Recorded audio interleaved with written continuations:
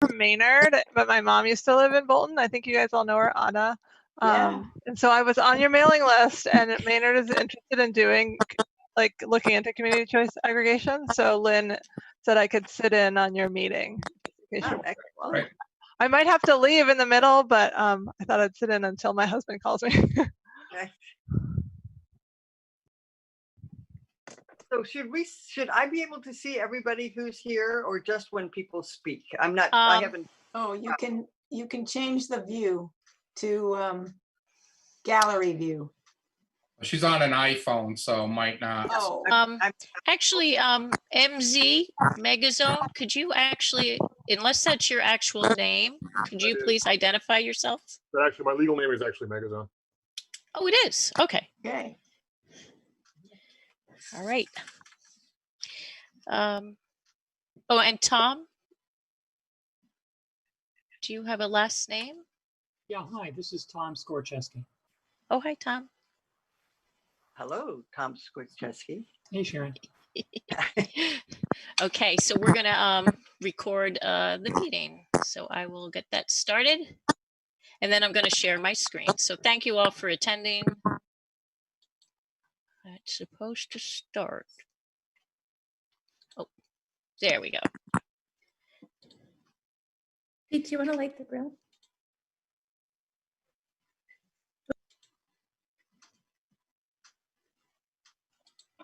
Okay. Pinch out for a bigger view. Oops. Okay. There we go. Right. So thank you for coming this evening. Welcome. So we're just starting, Rick. So thank you for attending our presentation to discuss Warrant Article 22 for community choice aggregation for purchasing electricity for Bolton businesses and residents. Can everyone hear me okay? Yep. Okay, great. So I don't know if you got your mail, but in the mail tonight was the town warrant included in the newspaper, and there was actually a little write-up in the newspaper that summarized the Article 22, which they did a very nice job summarizing it. So the presentation tonight is going to be done by myself, Lynn Dishler, and our other two committee members, Sharon Chapella and John Petrin. Our committee formed at the end of last year at the request of the selectmen to consider community choice aggregation for the town of Bolton. And community choice aggregation, it's not the best name because it has to do with electricity, which isn't in the name, but it's a great way that the town can purchase electricity to save money and hopefully save use of fossil fuels and be more green in the use of electricity. And we actually got this presentation from Harvard. About 2 years ago, Harvard did their own project, which was finalized, I think, at the end of last year. So they actually just started with community choice aggregation as well. And they sent us their WYSI presentation to use. But here is our the article that's going to be at town meeting. And we so that this article is going to allow us to begin the process of working towards an agreement. And the process is actually going to take at least a year to make it through to the other end. So this warrant article is pretty much saying that we're allowed to pursue, begin the process, have an RFP, and then work with consultants, and hopefully in the end that we'll be able to come to an agreement. The warrant article also allows us to pull out of an agreement if we choose that it's not to the best interests of the town, and then also get back into an agreement if it's favorable again. Just to give you an idea how popular community choice aggregation is, there's currently 7 states that allow it. Massachusetts signed it into law in 1997. of the 300, there's 351 towns of Massachusetts. 50 of those towns, including Stowe and Hudson, actually have municipal electricity agreements, so community choice aggregation wouldn't apply to them. But of the 300 towns that are left, over half of the towns and cities already have a community choice aggregation effective now, and there's 18 that are working towards it, and actually Boston is currently working towards a community choice aggregation. Harvard, Lancaster, and Berlin all currently buy their electricity through one of these agreements. So what is community choice aggregation? It allows local governments to seek proposals for cleaner and cheaper sources of power on behalf of their residents and businesses. And what we're doing is we're looking for the source of the power, not the delivery. So the source is the company that's generating the electricity. So that would not be National Grid. National Grid would still bill us. National Grid would still be the delivery. So by consolidating residential and business electricity demand and negotiating with suppliers, CCA can result in savings for residents and businesses while reducing emissions. So you might be able to buy greener or cheaper power, but you wouldn't get the expertise of your town government and other professionals helping you to do that. Currently, there's 50 suppliers. If you went out on your own to find an alternate supplier, I think there's about 50 to choose from. You could find that list on the National Grid website, and you'd have to research every single one and possibly even get into a contract of your own.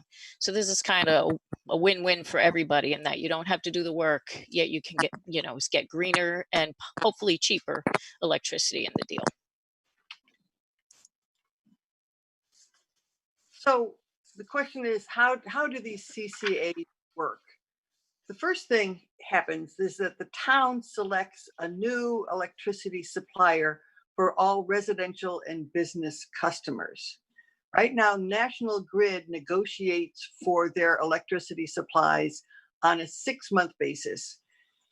And we wind up paying whatever it is that National Grid purchases. Now the town will be able to find its own electrical supplier.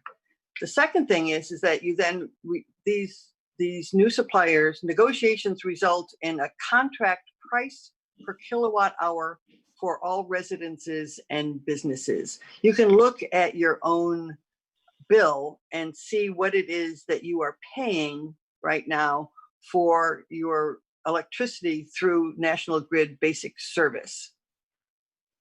Right now, in the example that's in front of you, it's a little bit over 13 cents per kilowatt hour. Customers, what happens then is that all National Grid basic service customers are put onto this new plan that the town negotiates for the town. And anyone who does not wish to be on that plan can opt out. No problem. It's not a difficult process to do. If you decide that you don't want to be in part of that plan, you opt out. But otherwise, everyone in town, all residences and all businesses, are put on the new plan. And customers not opting out are switched to the new supplier and automatically assigned to that default option that we have. It's a possibility that we might choose more than one supplier. One of them will be the default option that everybody is assigned, and people can, if we have 2 offers, can opt out of that particular one and go to another one. So one may be a significantly lower price, but more fossil fuel dependent. Another one might be a slightly higher price, but much more renewable energy supply. And so people might have the choice between those 2. So here's the town meeting process, and that would go to the next slide. or the CCA process for that. So the first thing that has to happen is that town meeting has to approve to allow us to proceed. And that means to allow the town to proceed.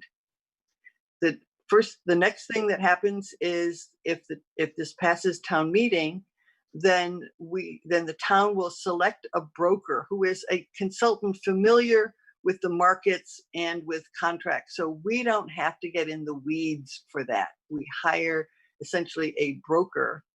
The broker, by the way, doesn't cost us anything. The broker is paid by the supplier. So getting an expert on this does not cost the town a thing. The town and the broker then develop a plan for Bolton, subject to public comment. So before we go ahead, it's open for public comment and input, and the Board of Selectmen's review. The next thing is the plan is reviewed and approved by the Attorney General, the Department of Energy Resources, and the Department of Public Utilities. This is the part that usually takes the most time.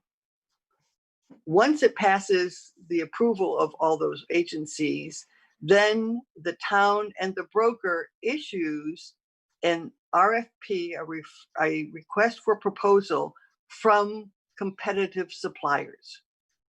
Okay. And at that point, the town then chooses the competitive supplier from the bids that have been received. And those bids would be for the price per kilowatt hour over a contract period and the percentage of renewable sources for that electricity. And once the town chooses that supplier, the plan is launched. There's community outreach before that happens. And then on a particular date, everybody in town is launched into that new plan. No effort on your part. You don't have to do a thing. It just happens. If you don't want to be part of that, it is a simple process to opt out. It's a one phone call opt out. That's the process. So the benefits that we've discussed and the benefits we would like to highlight here is price stability and renewable energy. So price stability is, again, being able to get a bid in place in advance so we know what the pricing is moving forward.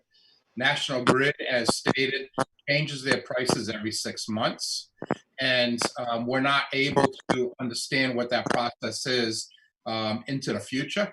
So with this, we'll be able to compare and see about getting maybe 1 year, 2 or 3 year contract on price stability. The second is looking, at the renewable energy.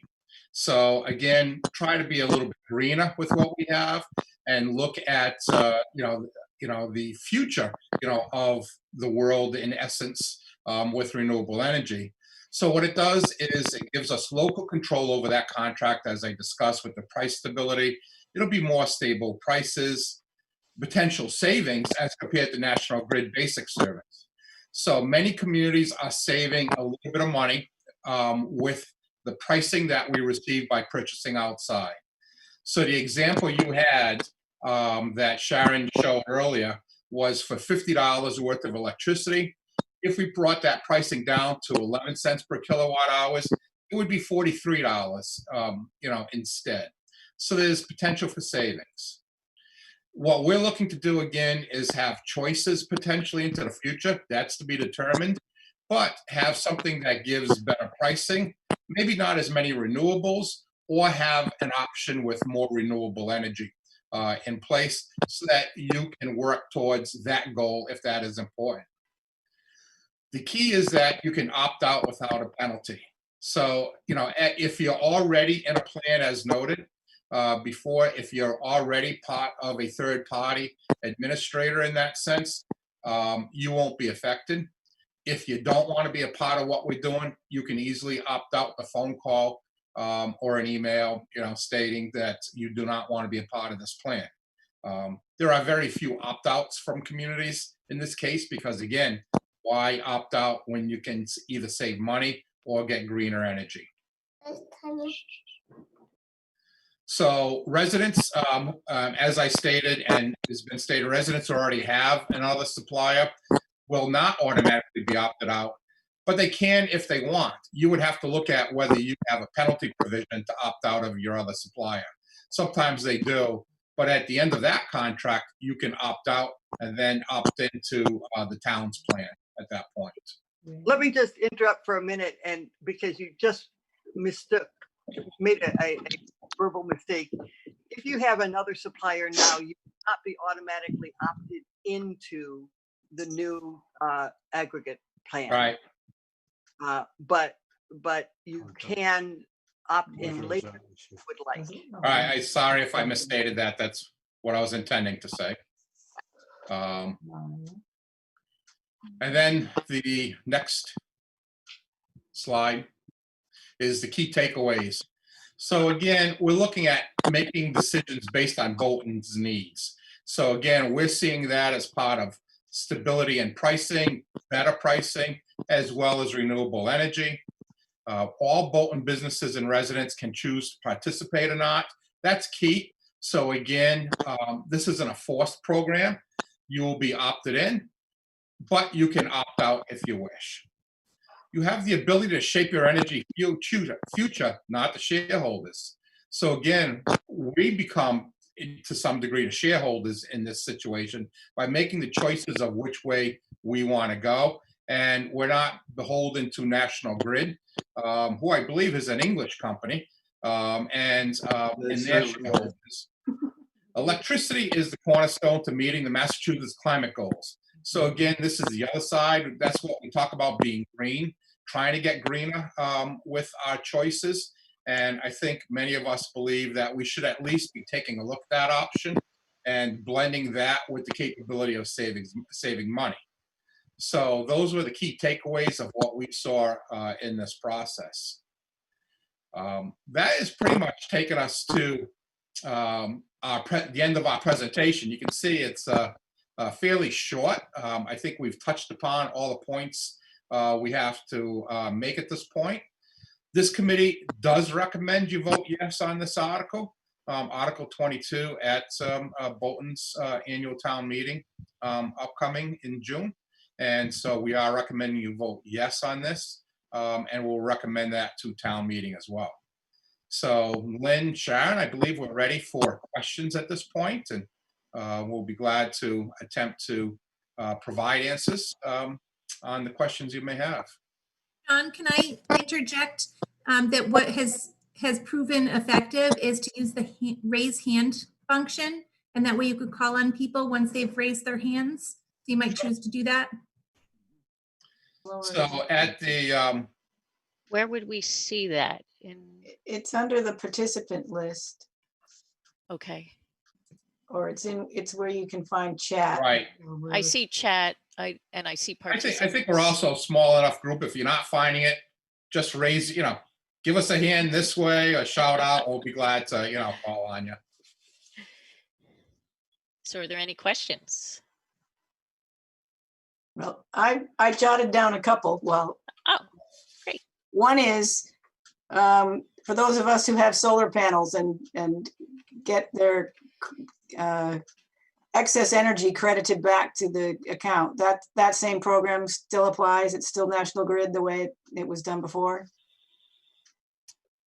We've been told, oops, I muted Sharon because I was getting a little noise from her. Hold on, Sharon.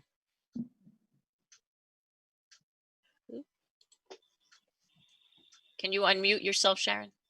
Unmute. There we are. Okay. There we are. So yes, that stays exactly the same, John. Is that correct? My understanding is that the process now where National Grid has to give us credit for the electricity that we are supplying back, that continues to work. We currently, we just got rid of our separate supplier, but it was working that way all the while we had another supplier. Okay. Do you have another question, Betsy? A second one. I know in some cases people have a one set price for up to so many kilowatt hours, and then above that the price jumps, or something like that. Is this one price for however little or however many kilowatt hours you're buying? Yes, so the program will be a per kilowatt hour Okay. for the entire contract. It's not going to separate as to your usage. Okay. Oh, so I see. Rick, did you have a question? I was surprised that the amount of electrical use that each of us contribute isn't a factor. No, I use a lot. So what happens is when we put this out to bid as a community, they'll get the information from National Grid as to what the estimate of kilowatt usage is within the community. And that will go out to the suppliers when this bidding is being done. And then they will estimate how much kilowatts will be potentially utilized within the community. But it will be on a per kilowatt basis. So it will stay one price, whether you're a 100 kilowatt user or a 5,000 kilowatt user. It will stay the same price for all across the board within the community, just as the National Grid pricing is for residential. Okay. Ray, did you have a question? He's muted. Let me unmute. There we go. Can you hear me? Yep. Okay, so actually two. One is, what is the typical length of these contracts? They can run, it depends on the market at any given time. So the broker will put out for 1, 2, 3 years. Sometimes it's 6 months. And so they'll get pricing for each of those ranges. It's all going to depend on what the market is looking at the time. These are bid daily. So when they go out to bid, they put out the bid in the morning. You have to make an assignment by the end of the day if you're going to go that route. So they'll look at the various options on the day of that bid. And it really does change. I've been involved in this for several years now. So as a note, I'm a resident here. I'm on this committee. But up until I retired last year as a town administrator, so I was in municipal government for 40 years, and I retired as a town administrator in Burlington last year. I was a part of this program, both as a resident when I lived in the city of Marlborough 10 years ago, and as an administrator handling this in 2 different communities. And so again, the pricing will be determined by the market on that particular day you go out to bid. Okay, so can you, I'm assuming you need to have something in effect at any given time. So when one is running out, you have to negotiate a new one? So yes. Yeah. So prior to, you'll go out to bid again. And if the bids are running higher than National Grid, you don't award it, and you automatically go back to National Grid at the end of that bid.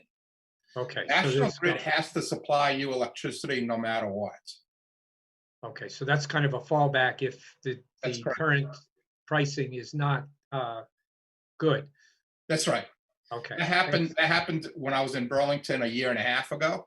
So the pricing we got back, actually the residents would have been paying a little bit higher than the National Grid expected price for that point. And we said, let's just hold the program and we'll rebid it next month and try it the month after that and see how the pricing goes.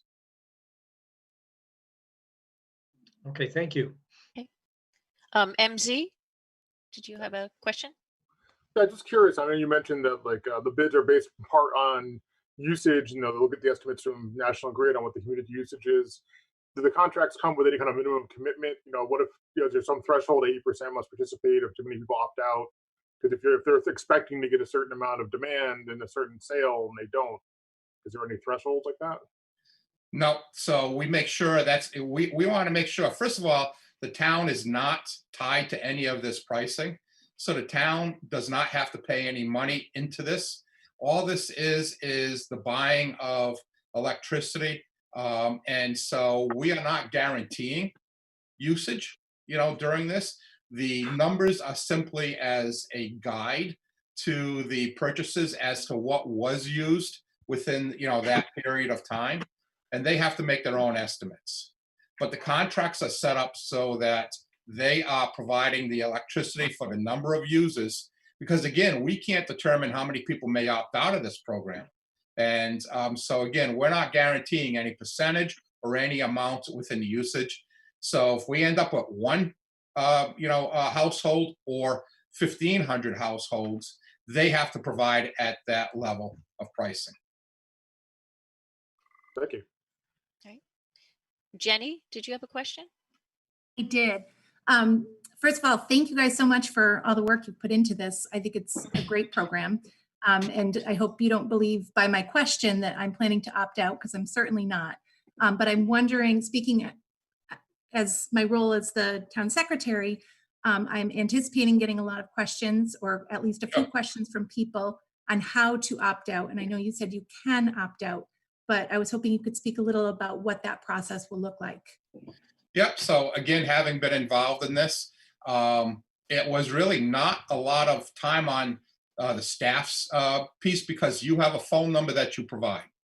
So whatever contractor we hire, the broker we hire, part of their responsibility is to deal with the customer within the community. So as the town, particularly you, Jenny, people will call you. You will say, call XYZ company. Here is their number. You can put it on the website saying any questions relative to aggregation will be handled by XYZ company at this number and email.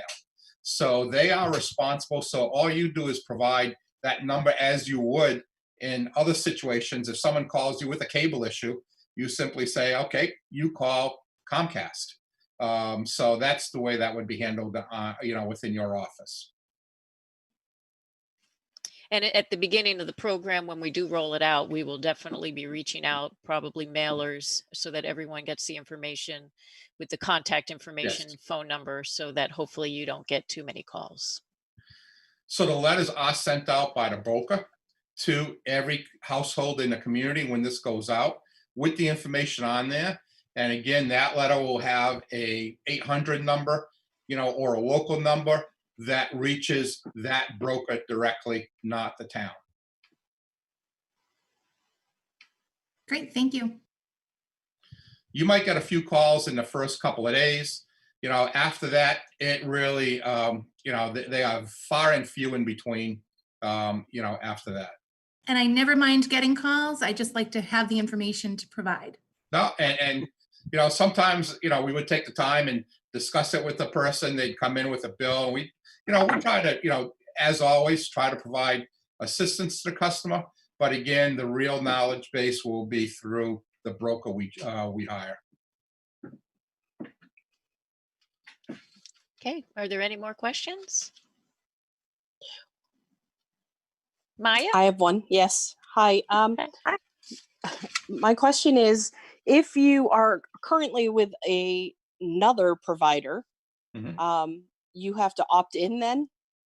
Or, because you're under a contract with someone else. That's correct. So, Yes. okay.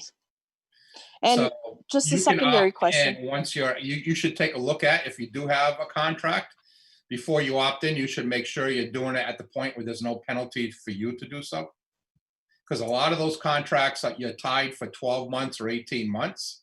And if you opt out of that prior to that, they will charge you a couple $100 penalty if you try to do so. So I would just advise you take a look at that before you try to opt into a plan. Okay, and then just a secondary question.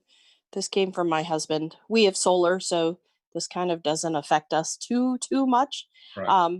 But his question was, did you guys run into any programs that differ between time of day costs?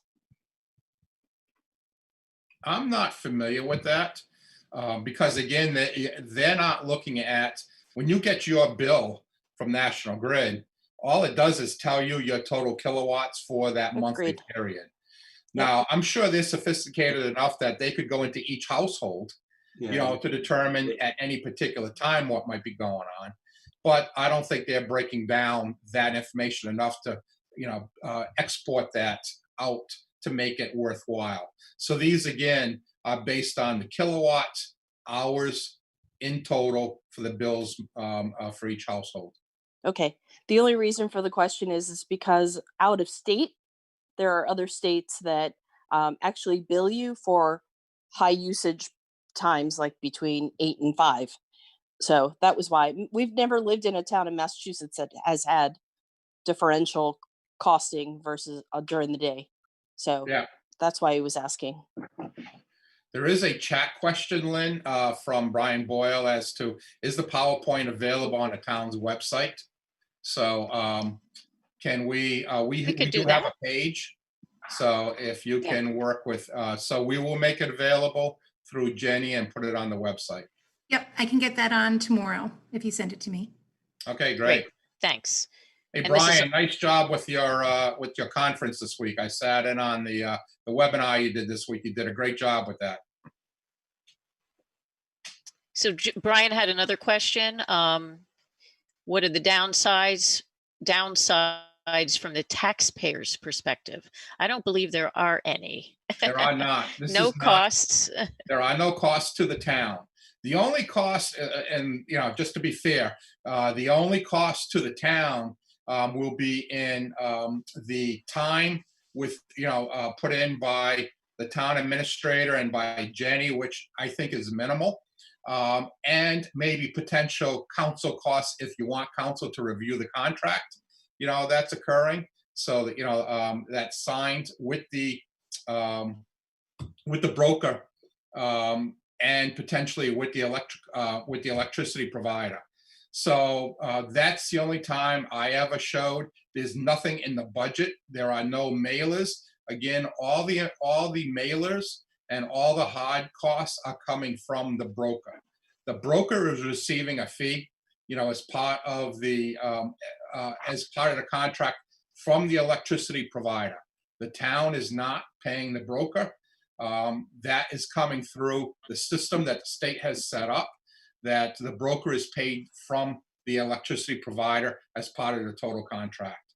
So again, you won't need a line item within the town budget for aggregation. This also does not affect the town's electricity purchasing. So the town purchases its own electricity, and this does not affect that program. If they are purchasing, I'm not sure how Bolton's doing it, but if they're purchasing that, again, that's separate from this program. Thank you. Yeah, that was our understanding too when advisory looked at this, that there was no direct budgetary impact apart from maybe some minimal personnel time spent on it.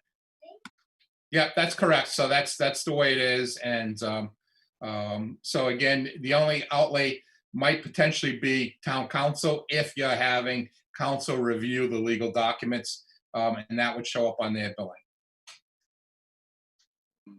Gordon, did you have a question? Yeah, the broker is appointed by National Grid, I assume, from this. No. So the town will put out an RFP for a broker. The Board of Selectmen will award to a broker. And you guys will select the broker. The selectmen. You'll get an RFP for the broker. There'll be a number of candidates and you guys will select them. The Board of Selectmen, as they do with all contractors, for general government, they'll select a broker. So National Grid has to work with a legitimate broker as part of the program. Good.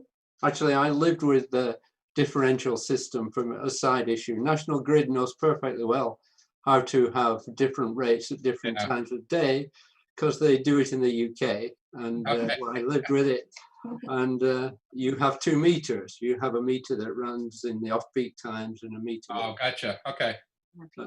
And you put all your things like your washing machine on a thing that only runs at 3 o'clock in the morning, which is what I did. I had a little clock. I'm sure they can do it. I know, from the water system, I'll tell you, we ran a water system in Burlington. I could tell when people, were showering and using dishwashers and stuff, by looking at their water usage. So I'm sure they can do the same thing. National Grid used to have a time of day usage in a single meter. And what it did was it put a timer on the electric hot water heater. Oh, yes, okay. That has been discarded. Okay. So for our purposes, we're just gonna, you know, again, this is a 1 kilowatt pricing across, you know, any time during the day and across any household. All right. Anything else? I believe we're going to be on the Bolton YouTube channel as well. So please tell your friends. And of course, they could contact us if they have any questions. We'll put the PowerPoint slide on the town website. So I thank you all for joining us. I hope you learned a lot.